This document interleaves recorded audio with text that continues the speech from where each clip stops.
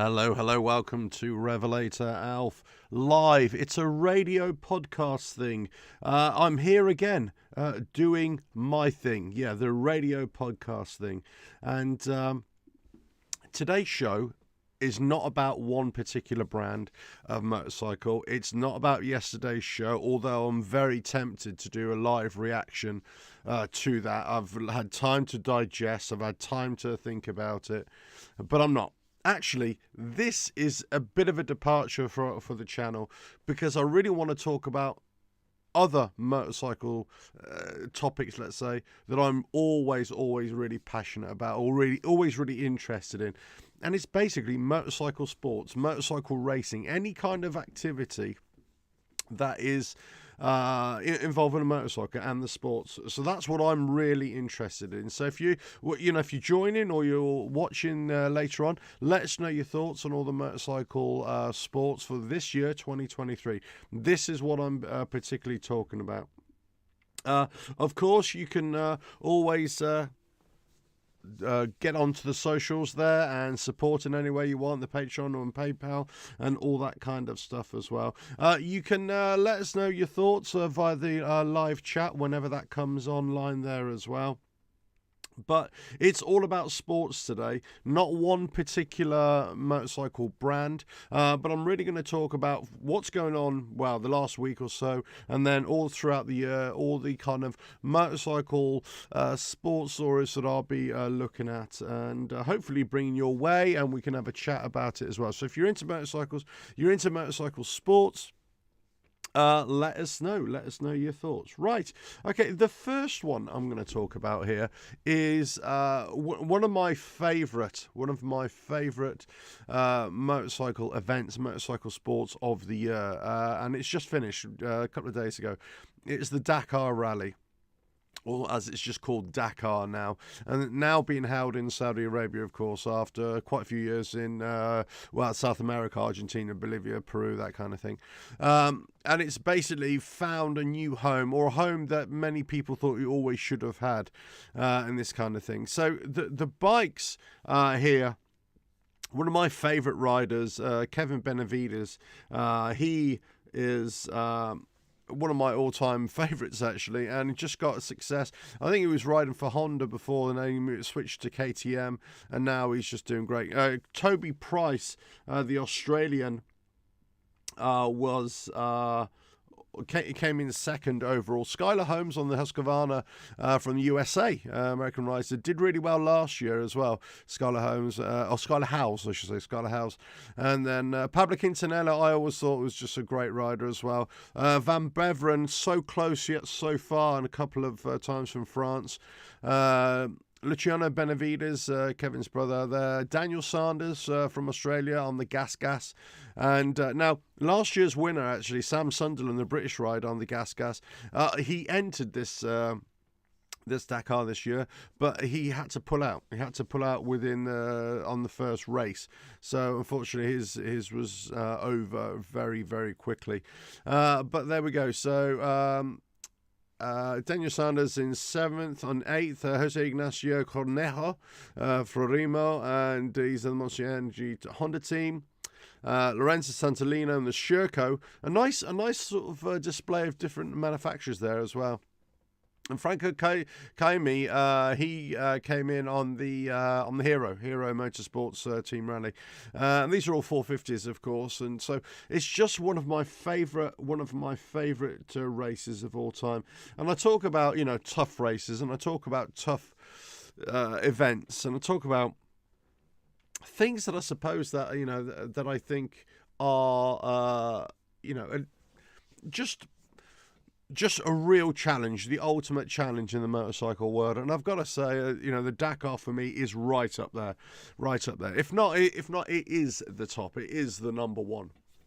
But as I say, the Dakar for me is number one. So if you're in the chat, if you're joining, let us know. If you're watching later, let us know. I say this is more of an impromptu sort of live show as well. I wanted to come over on YouTube and also on Twitch as well.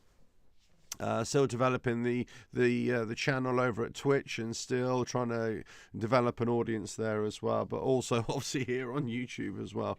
I am trying to do a lot more live magazine type shows, like information shows and interest shows on YouTube and also on Twitch. Motorcycle themes, but general themes as well. So it's a radio. There we go, a radio podcast thing there as well for you guys to dig into, and let us know your thoughts. Let us know what you think as well. So that is, I suppose that's the first. That is the first sport, I suppose, that I really want to kind of let you guys know about, because that's what I'm really interested in. I'm really interested in any sport that pushes the boundaries, but in terms of motorcycle sports, anything that I think, wow, is a real challenge, harsh conditions, I'm in it. I'm all in. I'm invested in that, definitely. Okay, so the next one. So that's, unfortunately, it's finished now. It's only a 2-week program, of course, but then there are other rally raid events throughout the year, of course. But I'll say this is the pinnacle for me.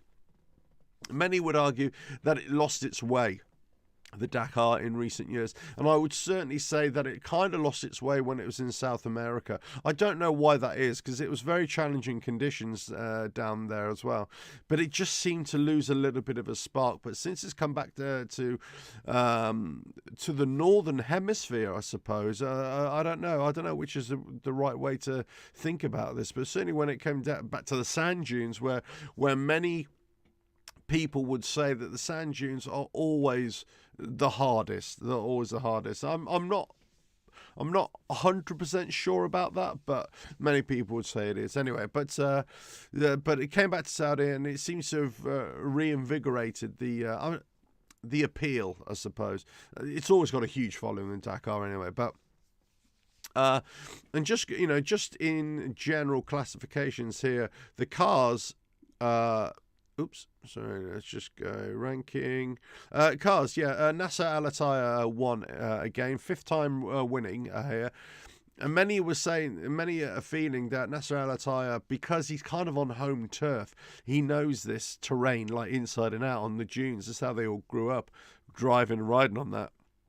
That's why he's doing so well there as well. Interestingly, in the trucks, was no Russians to be found, because they usually dominate this event, and obviously no Russians there, so there we go. But the Russians and the Dutch always seem to do very, very well in this. But Janus van Kasteren from Holland, they were a bit of a mixed bag team, actually. Dutch main driver, and then you've got a Polish and another Dutch co-drivers or teammates in the team. They run with three up, of course.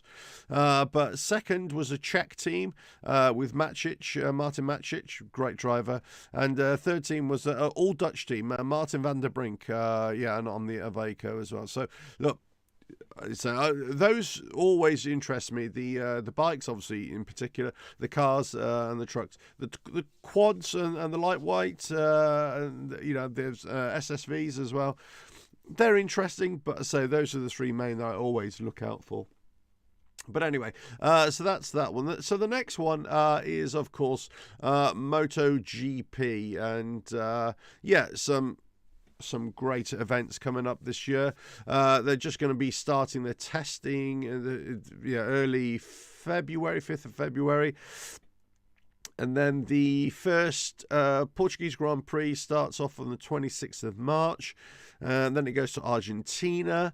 Then it goes to Grand Prix of the Americas, the American GP, Spanish GP thereafter, and so on and so forth. So we've got some testing, mid-season testing, and then it goes in the May. It goes to France, Italian GP thereafter, German GP, Dutch GP thereafter in June, July. Kazakhstan. August.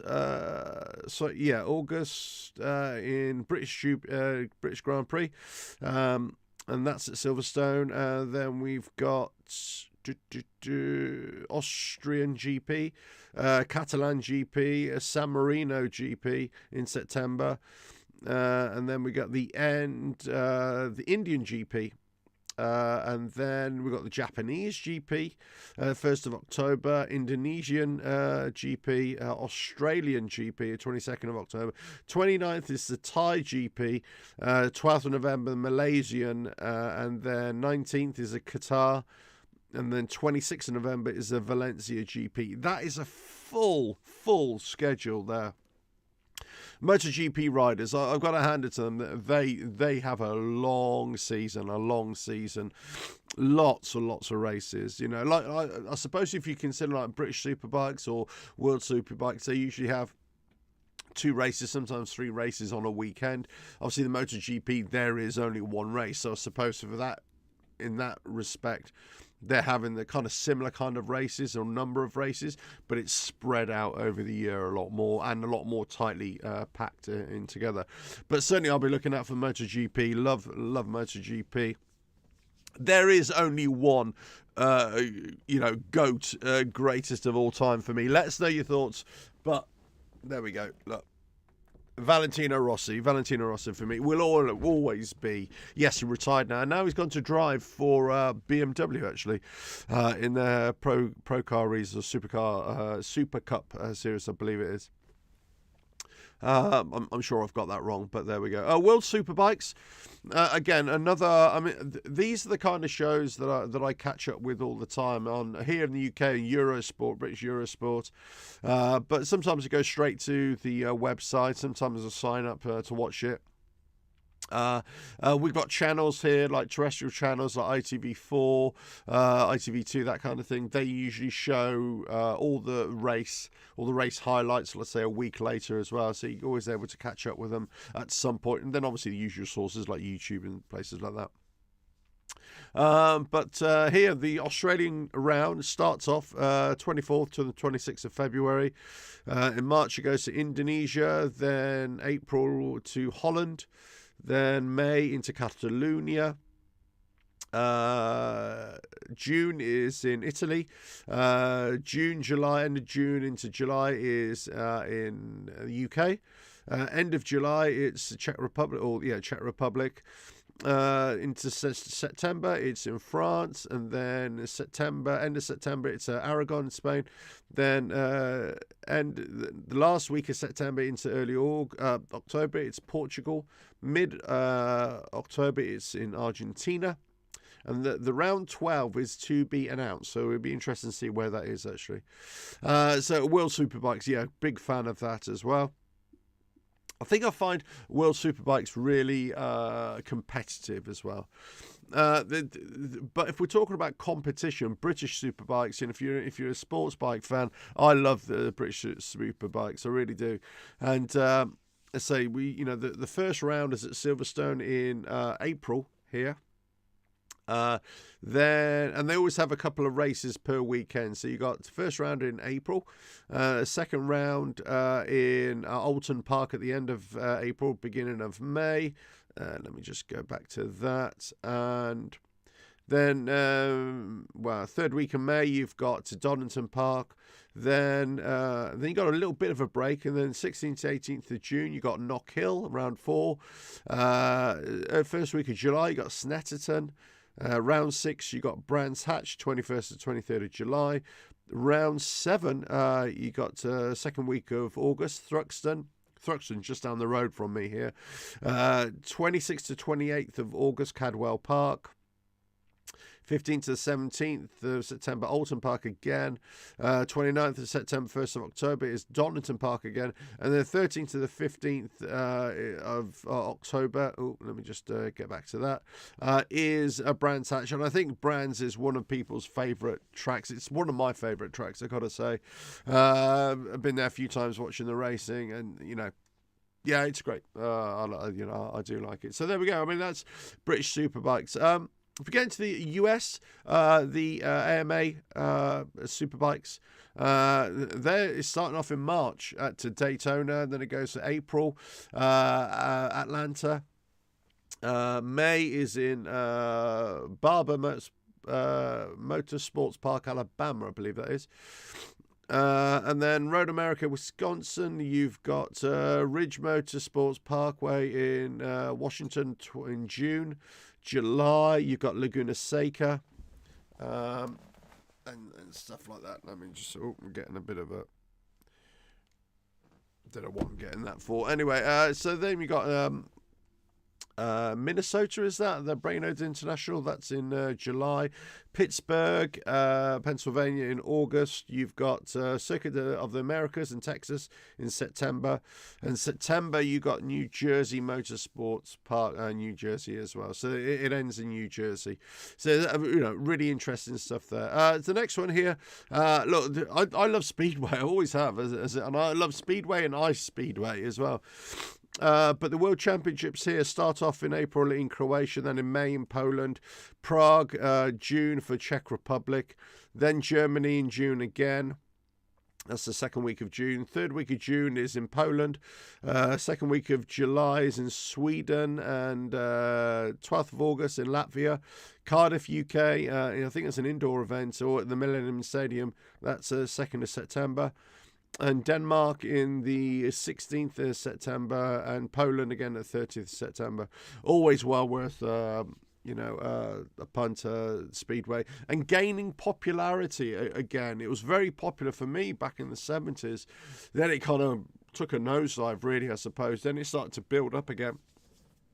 In the last couple of years, I think people refound Speedway because it's a cheaper form of entertainment to go and watch as well, because it's still not highly popular, as it were, but no, it's still, if you've got a track near you for club racing, but also for other world, it's good.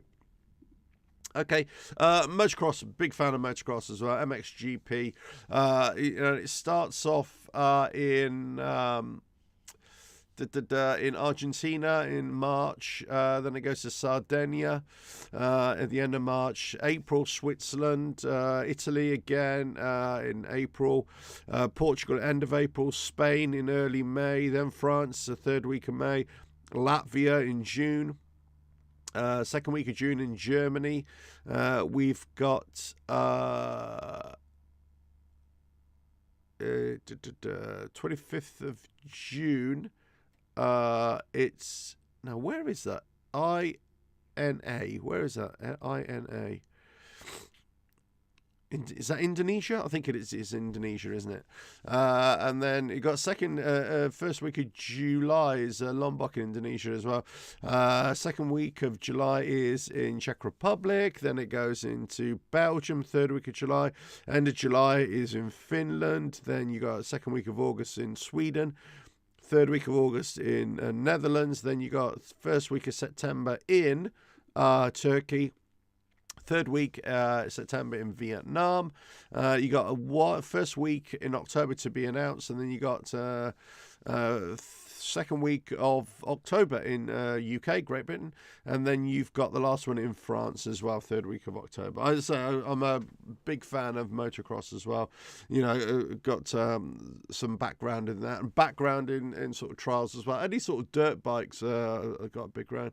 US AMA Supercross as well. They're running Supercross events here in the UK as well.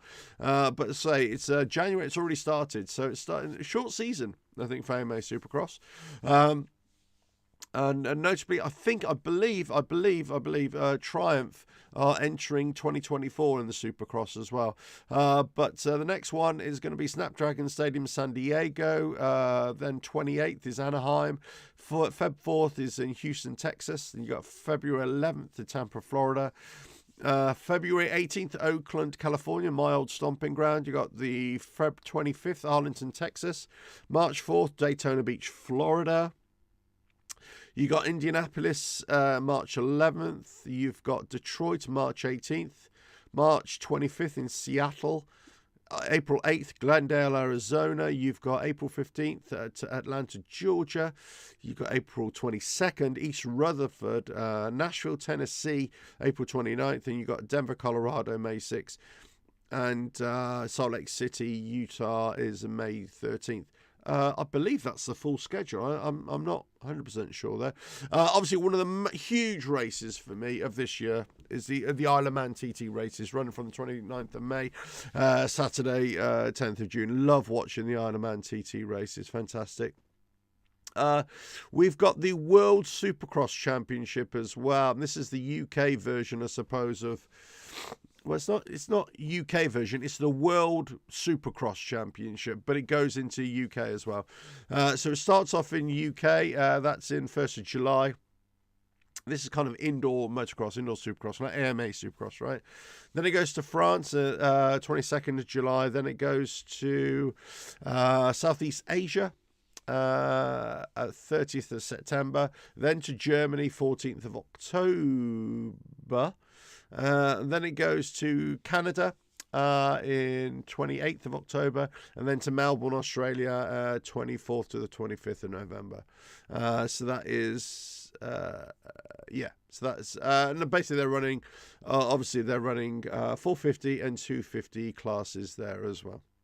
Always good to know. You've got the Trials World Championship.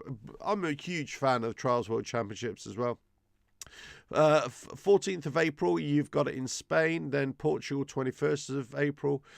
Japan is the 19th of May. Then you've got San Marino, Italy. You've got, Principality within Italy, 9th of June. 16th of June, you've got Andorra, Italy. You've got 21st of July, and 1st of September, you've got it in France. And, you know, one of my favourite riders of all time is Tony Bowe. Tony Bowe, I think, is just an amazing rider. In fact, if I had to say who I thought was the greatest, I would even say the greatest sportsman of all time, for me, he is up there. Tony Bowe is up there. You got to look at his record, because how do you judge greatest sportsmen of all time? You judge them by their achievements, right?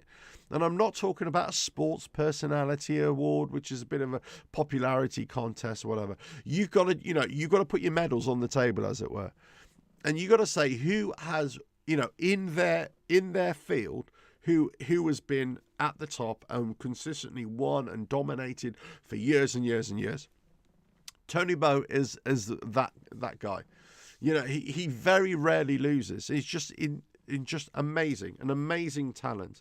I'm a huge fan of Tony Bowe, and I know there's a lot of people out there. Look, the trials bike riders are just amazing riders. And when I was a kid growing up, obviously into scrambling, motocross, enduro, that kind of thing.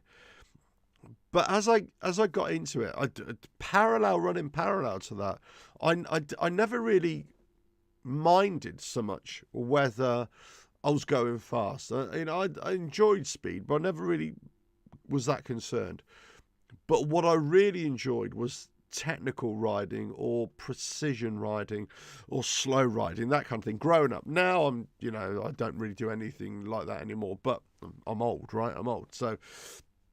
But that kind of thing. So trials bike riding, whilst I never owned a trials bike, on the bikes that I did have, I used to do trials type stuff. And like these days, people are doing trials riding, let's say, on enduro bikes, right? And hard enduro is a lot of techniques from that is from trials riding, right?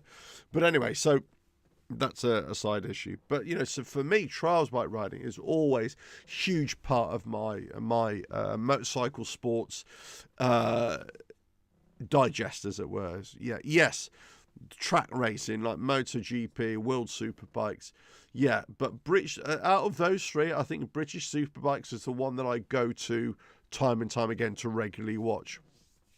And I just watch sort of highlights of the other two, because I think it's just a little bit more real to me, a bit more connected. I look at the AMA Moto America Superbikes as well. Always really interested to look at that kind of thing. Speedway I've been paying a lot more attention to as well. And and this is throughout the year. This is what I kind of look at. It gets a little bit difficult when you got multiple events going on at the same time. So you kind of watch a little bit of that, watch a little bit of that, watch for the results, that kind of thing. Here right now, indoor trials. Dougie Lampkin, who was I think 10 times world trials champion as well. He's started to run his own events as well, and it was like an invitational this year, and it took place in what is he in Sheffield Arena, and he ran it on the 7th of January. Let's have a look at the results here. No, they're not posting the results there. Okay, don't know. They got a graphic of the results, but no results there. But Raga snatches late and traumatic win. Okay, so yeah, there you go. Adam Raga wins the invitational there. Yeah, so that's all great. Let's have a look here. Raga.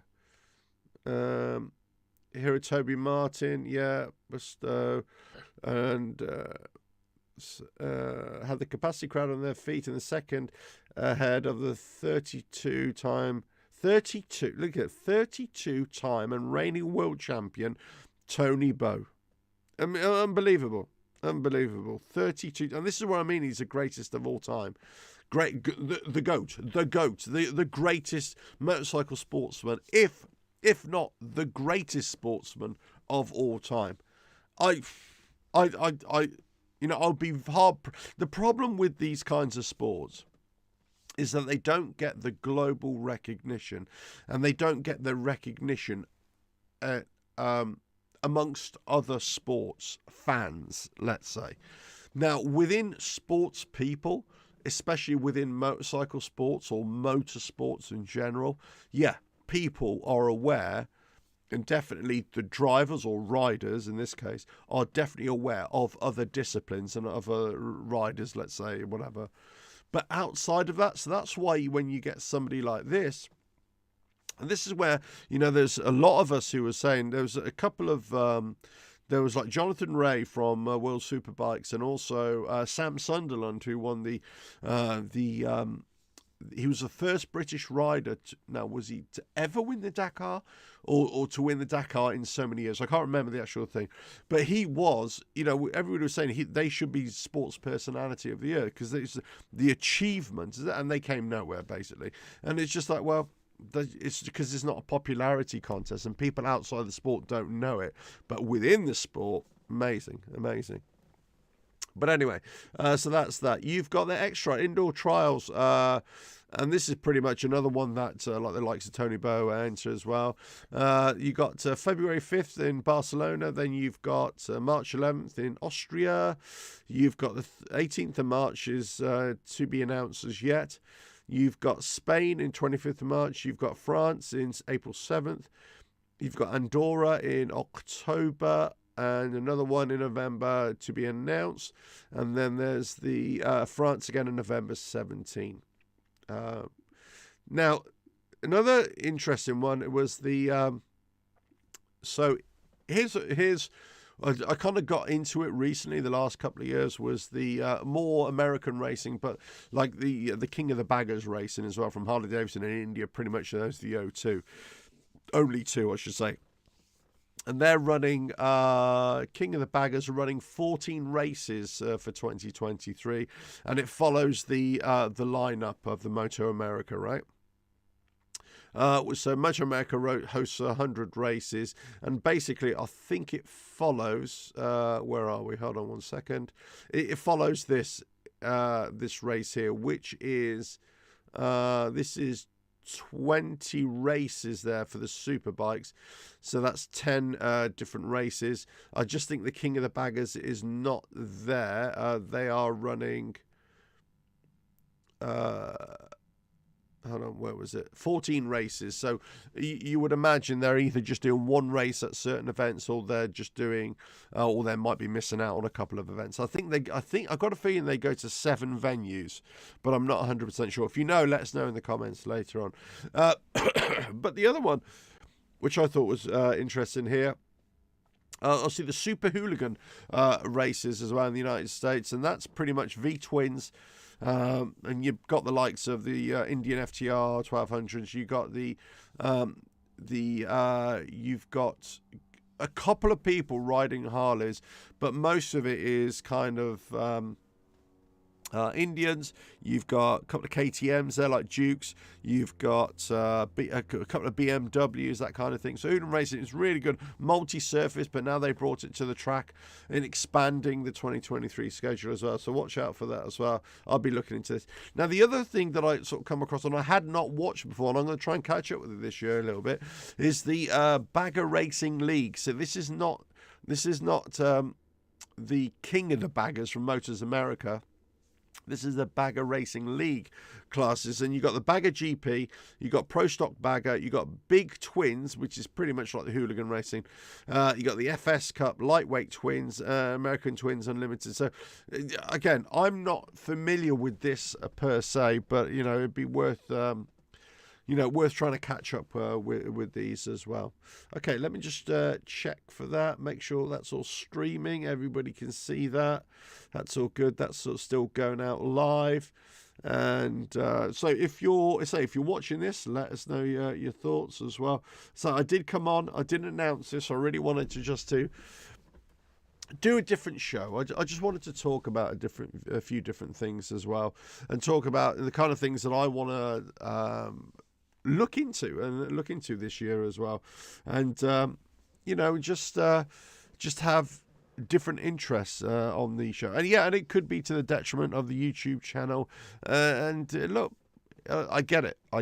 This is not supposed to be all about views, and it's not supposed to be all about subscribers. But obviously, I want everybody to like and subscribe and all that kind of stuff, and to help support the channel. But it is about showing, talking about different things and having different conversations and having different debates and trying to get people involved in everything. Obviously, I ride different bikes, but I also ride a Harley Davidson, and I've made a lot of content about Harley Davidson over the last couple of years, and certainly the last month or so, really made a lot of content because, yesterday was their live launch of their new bikes for 2023. And hey, listen, I'd say I was going to make a reaction video to that, but I wanted to just, what can I say? I mean, what can you say about the live launch of Harley Davidson 2023? I thought it was really disappointing, and I thought it was quite insulting, really. It just didn't have the awe and wonder which I thought it was going to have. It just didn't have any of that. It was really disappointing, and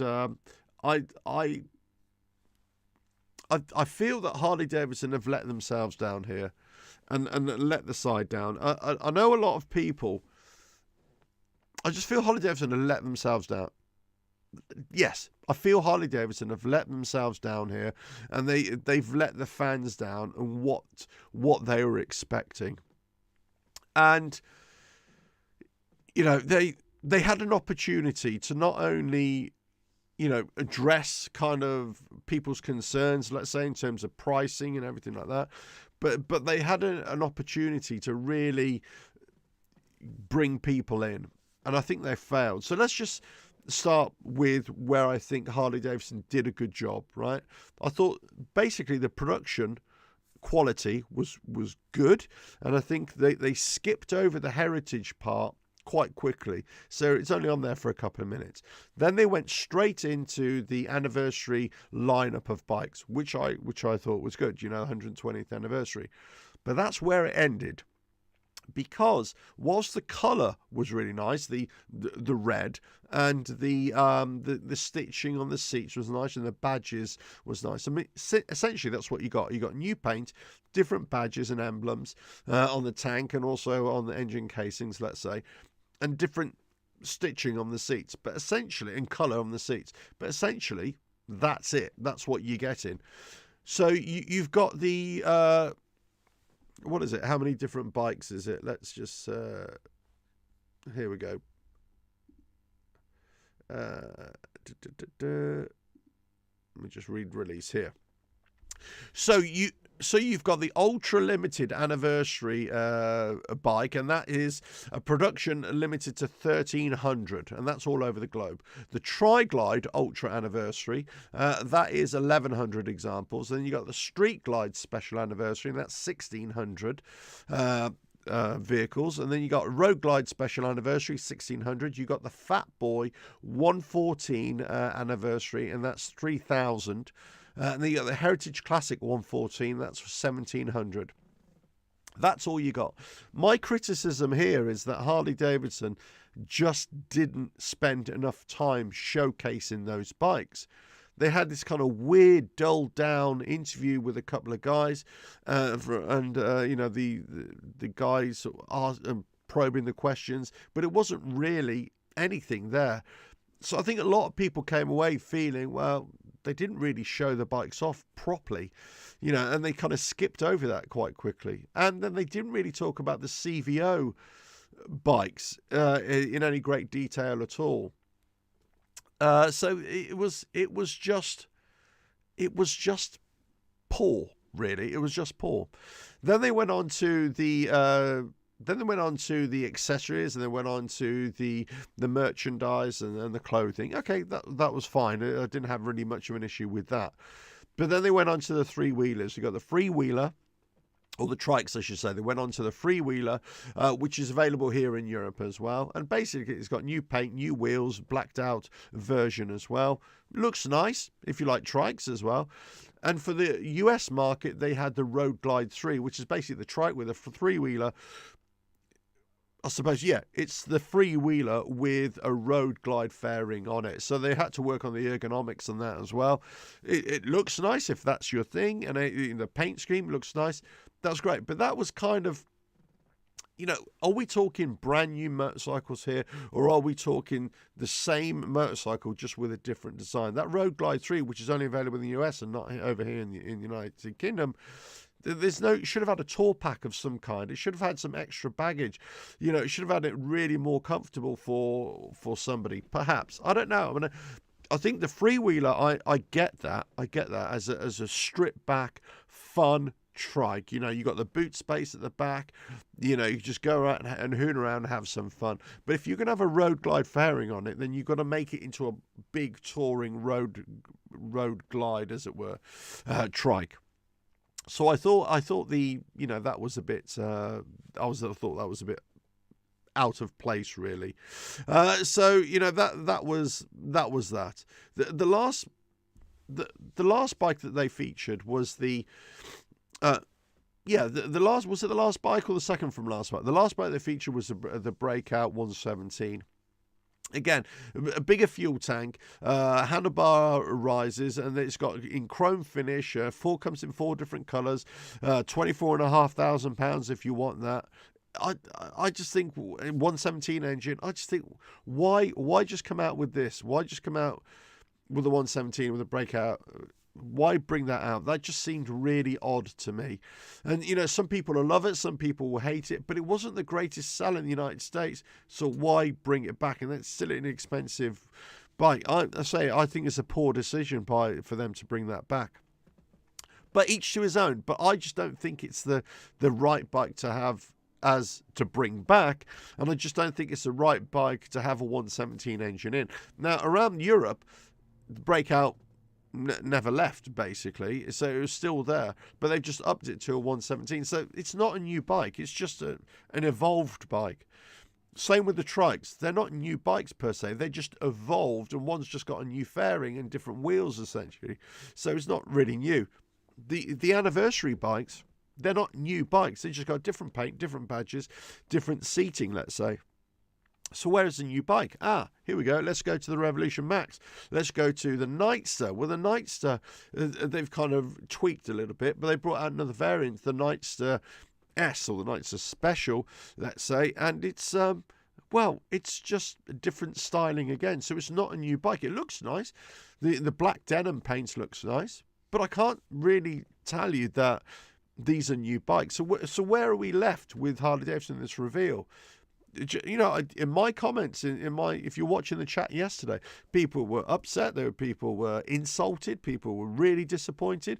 It was a shame. I was saying it was a shame that, you know, you're probably going to watch lots of other YouTube channels out there who are, you know, going to be waxing lyrical about it. I'm sorry, I'm not. I just thought the anniversary bikes look nice, but they are really expensive, right? But they look nice, and I like the paint scheme. I thought the production of the whole show was a little bit muted. I thought it was just a bit too quiet. There was no razzmatazz about it. It wasn't uplifting enough. And perhaps, maybe there was a little bit of embarrassment from them. I don't know. The Nightster isn't really a new bike, is it? The Breakout has just brought out an old bike. So where's the new bikes for 2023? You know, the 350cc or 500cc that's supposed to be coming out, no mention of that at all. You had no mention of the Pan America 975. You had no mention of any upgrades or anything differences to either the Cruiser or the Tourer lineup. No mention of any other Revolution Max engine bike coming out, whether that be the Pan America 975 or anything within the Sport range, or anything to be added to the Cruiser lineup, or anything added to the Touring lineup. It was just poor. And also, they merely mentioned, when they were talking about the CVO Road Glide, that they only had one. They said, yeah, we got another couple of CVOs coming out. Well, why not tell us about it now? It was just very odd. So you don't know anything about the rest of the CVOs. You don't know what kind of engines they're going to get or anything. And it's this tactic of drip feeding. But the problem is with drip feeding is that you've created this groundswell of anticipation for this grand reveal on the 18th, and you just didn't deliver anything. So people are wondering, well, what did I wait for? What have I been waiting around for some anniversary bikes, which we knew were going to come, and we knew they're going to be expensive. You know, this Nightster S, which a lot of people already knew was coming as well, which isn't really much of a surprise, and it isn't much of a change either, so that's not a new bike. This Breakout 117 that the news came out in the last couple of weeks, okay, fine. And then also the three-wheelers, the trikes. Well, yes, a three-wheeler that's got new colour, new paint. Okay, great, different wheels. And people make a big thing about that, new wheels. Okay, it's new wheels. All right, great. But then the Road Glide fairing on the three-wheeler as well. They're calling it the Road Glide 3, but essentially it's a three-wheeler with a Road Glide fairing, isn't it? Yeah, only for the US market. Let's just see how that does. You know, here we go. Jochen said at the end, perhaps a new bike. Very odd indeed. Yeah, look, they're going to come out with new bikes. They're going to drip feed new bikes, but it just wasn't good enough. It just wasn't anything that I can say to you guys. Wow, you know. But you know, and yes. You're coming into the comments now. Again, Scoot, you're saying disappointment, but perhaps we knew this. We did. We knew this. We knew this was going to happen. It's unfortunate. It's unfortunate, I think. And I think that's where, you know, for me, this is probably the last time that I spend a lot of my time looking at Harley Davidson now. Because I'll mention it in live streams coming up, and I'll mention for new bikes that are coming up. But what's the point in holding out for what Harley Davidson going to give you when they just give you nothing really, nothing new? And it's supposed to be bringing out new bikes. And for me, this isn't new bikes. I could be completely wrong. I could be looking at this at a completely wrong angle. But for me, it's not new. Anyway, that's all I'm going to say on the subject. Let us know your thoughts if you're watching this later on. Right, anyway, so that is my motorcycle sports review for 2023. What's coming up, the kind of sports that I'm really going to be interested in as well. I say the Dakar is my big one. MotoGP, World Superbikes, yeah, love those. British Superbikes, the Superbikes from the United States. But it's the lesser known ones, I suppose, that I'm really interested in. Well, Speedway, always like that. Motocross, all the different motocross events, love those. Supercross, indoor, outdoor motocross type thing. But trials, if I had to say one was my favourite to watch, I'd tell you what, I'll tell you what it is. It's my favourite to watch from a one that impresses me the most. Now, I know a lot of you might be thinking, if you're watching this later, think, well, Alf, what about, Isle of Man TT or, MotoGP? Isn't that impressive? It is. They're all ultra impressive. Don't get me wrong. And the riders that are taking part are just elite level. I'm not saying anything of that at all. But what I'm saying is that for me, when I look at the trials bike riders at that elite level and the likes of Tony Bow, who I just think is just an amazing talent, I just look at those and I think that is crazy. You cannot fathom how they are doing it at that level and at that consistency. Look, everybody falls off. Everybody has a little crash. From time to time, of course. Nobody is beyond a mistake, of course. But when you talk at that level and what they're doing and what they're achieving, so the criticism of them would be that, hey, they're not doing all this at speed. Well, trials bike riding isn't about speed. Well, certainly indoor trials bike riding, because it's about technical prowess over obstacles. But I suppose outdoor trials like outdoor world trials championships has a bit more of speed as well. But I say I love that. Outdoor trials sometimes is a little bit hard enduro as well in that. Or it's got elements of that as well, which I really like. But I say those are the ones. If I had to say something, that would be great. Anyway, let's carry on. I'm going to just carry on with some of the comments here. Is there still 6 days in Scotland? The event, I don't know actually. Good point. Let me just say this. I think it is. Oops. 6 days at events. 6 days events. Yeah. 6 day series, an annual series of 6 day tracks. Oh, that's track cycling. No.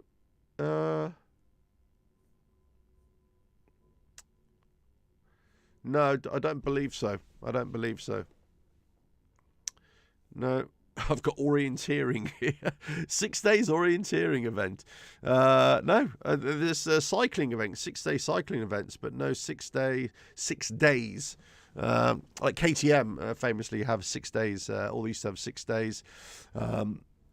Limited edition bikes, didn't they? Or anniversary bikes or whatever, but that kind of thing. But I don't know. I don't think they do. But listen, let us know. Let us know your thoughts in the comments. But of all those sports that I've featured as well, I'm a big sports fan, of any sport really. And if I'm looking at motorcycle sports, these are the ones that I'm always, if I've got 2 minutes on my computer, and I haven't watched any footage for a while, I'll just big up the results, go to the official website, have a quick look at the results, see who's doing what, that kind of thing. Try and look at a bit of footage, that kind of thing, and see what's going on. But those ones that I said there are possibly the ones that I would look at. I'm going to be featuring other content throughout the year on this channel as well. It's not just going to be about motorcycle manufacturers, all that kind of stuff.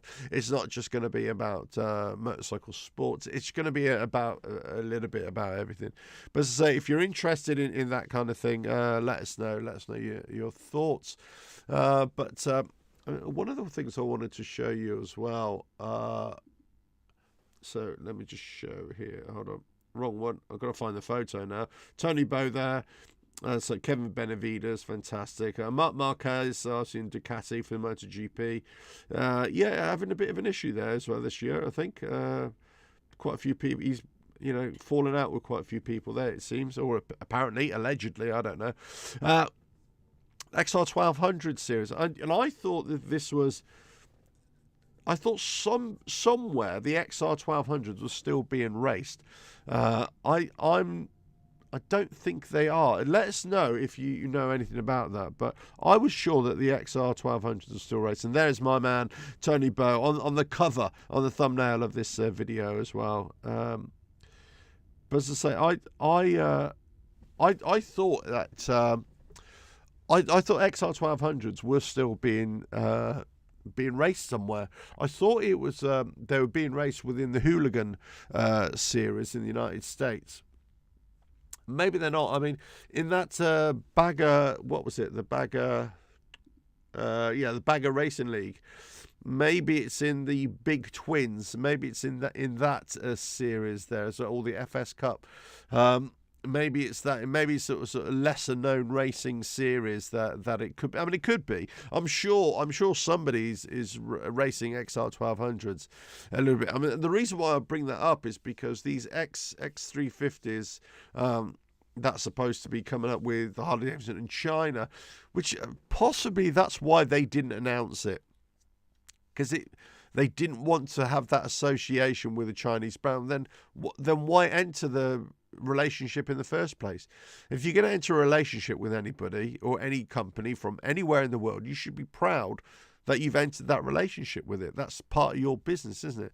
Very odd that they didn't mention that. Anyway, so I talk about that because the X350 is the styling is a little bit like the XR1200 as well. So there's a little bit of that. Let me just see if I can bring that to you there. Yeah.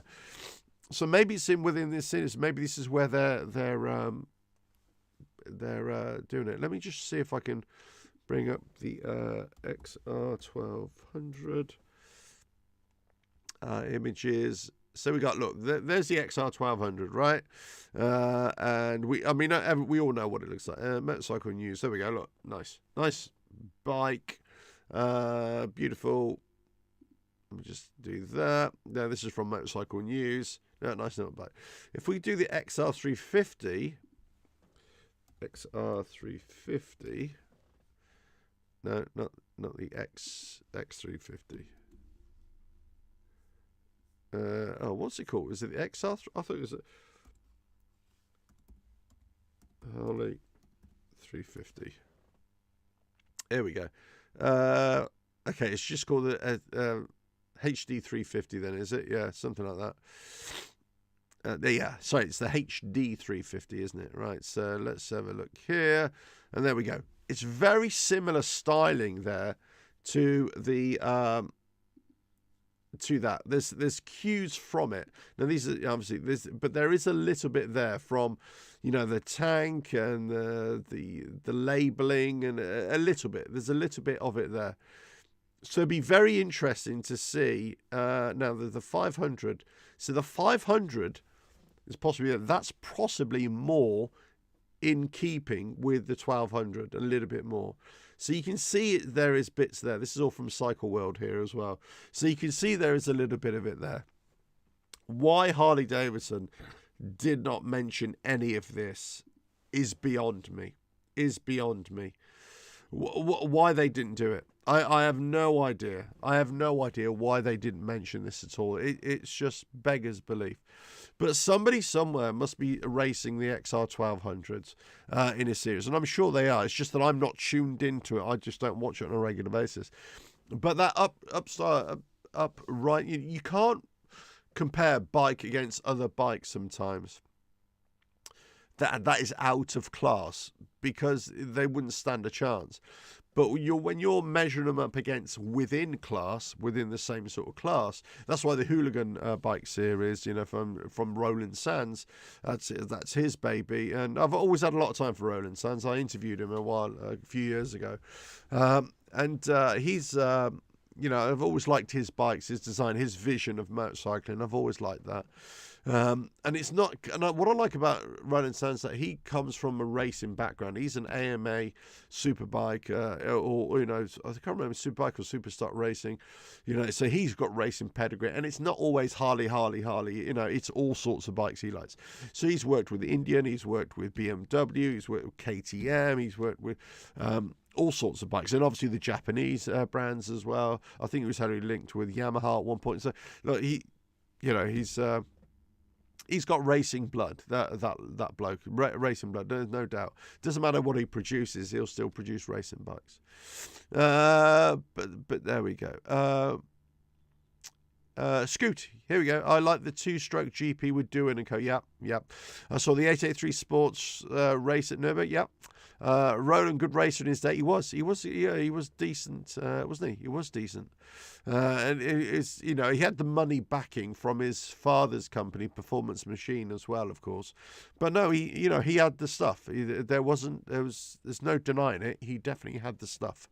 So though he did a good job, but you know, so those XR1200s, I'm sure they're still being raced and they're still being used, you know, really well. So, but you know, I think there's only a couple of people using those. I'm just interested to see whether any of the Revolution Max engines are being used in any series right now. Anybody's got a Nightster or Sportster S, or just taken the Revolution Max engine and put it in a different frame. Maybe taking the Pan America. I've seen a few Pan Americas being raced, you know, just stripped down a little bit, but you can tell they're the Pan Americas somewhere. So I'm just wondering whether, you know, they're being raced anywhere and what sort of class they would fit into as well. But let us know your thoughts there. Anyway, listen, I may come back later on for another live show as well and see how it goes. But well, all I can say is that's it, motorcycle sports, and hope you found that. Found that interesting. Nobody was watching. I know that. I've got to say that for the people watching later on. You know, there's a huge audience. I know, but thanks, Scoot, for joining, and thanks for anybody else who just popped in to say hello as well. As I say, today has been all another radio podcast thing. It has all been about motorcycle sports, which I'm really into, of course. And this is my I would say my greatest of all time. Tony Bow from World Trials, just an amazing rider. Yeah, you check out all the social channels as well. So I do post there on a regular basis. You can do the Patreon thing, PayPal thing for support and all that sort of stuff. But just liking and subscribing to the channel. If you're on Twitch, you can do all that. You can follow along. You can subscribe to different tiers as well. That's all really appreciated. Much appreciated, all that. I am now streaming. I'm doing live shows direct to both YouTube and to Twitch as well. So, just building up an audience elsewhere and doing something different. I am still suffering with a cold as well, but I thought I'd bring this show to you as well. But there we go. Look. Will they ever tell us about Harley Davidson? Will they ever tell us about this 350? Will they ever tell us? I don't know. I'm just, after yesterday's show, I was just a little bit, I got to say, deflated by the thing that spent so much time invested in talking about Harley Davidson and, just, I suppose, giving them free press a little bit, and just not. They didn't deliver to me, and I'm just thinking. I came away thinking I've just wasted my time there, wasted everybody's time. You've wasted your time. I've wasted my time. What's the point? So I just thought I came away feeling a bit subdued. I've got to say, and that kind of thing. But anyway, listen. Onwards and upwards, on to the next thing, on to the next challenge, on to the next live show, whatever it is. But over to you. Let us know your thoughts. And all I can say is, well, it's been emotional. And I'll catch you again. Ta-ra.